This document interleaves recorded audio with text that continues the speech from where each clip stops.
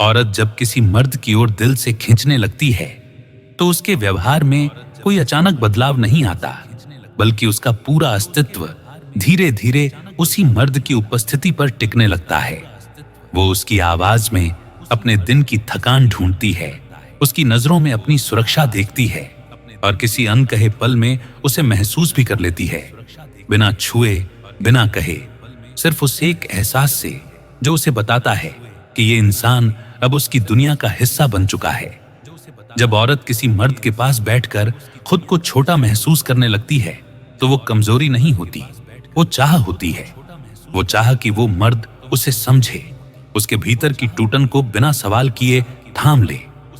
उसकी आंखों में वो नरमी कोई सामान्य नजर नहीं होती, वो वही नजर होती है जिसमें वो अपने अंदर की सारी बातें छुपाकर बस इतना कह रही होती है, अगर तू चाहे तो मैं तुझ में खो सकती हूं। औरत का मन तब सबसे ज्यादा खुलता है जब उसे सामने वाले मर्द में मालिकाना हक़ नहीं, अपनापन दिखता है।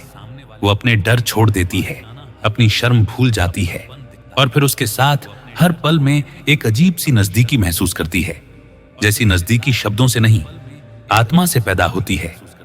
वो चाहती कुछ और नहीं, बस किसी का कंधा, किसी का सुकून और किसी का दिल जो उसे पूरी तरह समझ सके।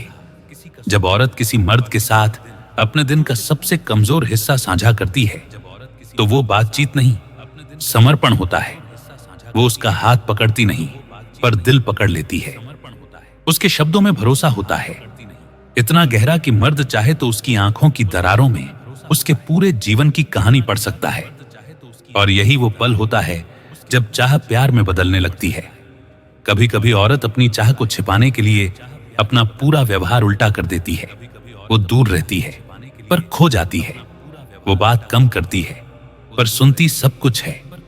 और यही उसकी सबसे बड़ी सच्चाई होती है कि उसका मन उसे रोक नहीं पा रहा, पर उसकी शर्म उसे बताने नहीं दे रही। ये दोनों की लड़ाई ही उसकी सबसे गहरी चाह होती है। जब औरत किसी मर्द के सामने अपने हाथों को बांधकर बैठती है, अपनी आंखों को संभाल नहीं पाती और हंसी में अपना डर छुपाती है, तो वो सिर्फ बात नहीं कर रही, वो अपने अंदर की सारी चाह को रोकने की कोशिश कर रही होती है। उसका दिल कहता है पास आओ, और उसका शरीर उस चाह को अपने भीतर सहेज लेता है। औरत जब किसी मर्द की आदतें सीखने लगे, उसकी बातों की टोन, उसकी पसंद, उसके विचार, तो वो चाहत का इजहार नहीं कर रही होती, वो उसके जीवन में अपने लिए जगह बना रही होती है। ये वो गहराई है जहां वो अब सिर्फ उसे चाहती नहीं, उसके साथ जीना चाहती है। कभी कभी औरत अपने स्पर्श से ज्यादा अपनी दूरी से इशारे करती है। वो पास नहीं आती पर उसके बिना चैन भी नहीं मिलता। वो मर्द को अनदेखा करती है पर उसके हर कदम पर नजर रखती है। उसकी ये उलझन कोई खेल नहीं, वो उसके दिल का वो हिस्सा है जो उसे खींच भी रहा है और रोक भी रहा है। जब औरत किसी मर्द के लिए रात की खामोशी को सुनने लगती है, उसकी आवाज याद आए, उसके शब्द मन में गूंजे, उसके बारे में सोचकर दिल भारी हो, तो समझो अब उसका जुड़ाव किसी शरीर का नहीं, किसी आत्मा का हो चुका है। ऐसा जुड़ाव टूटता नहीं, बस गहरा होता जाता है।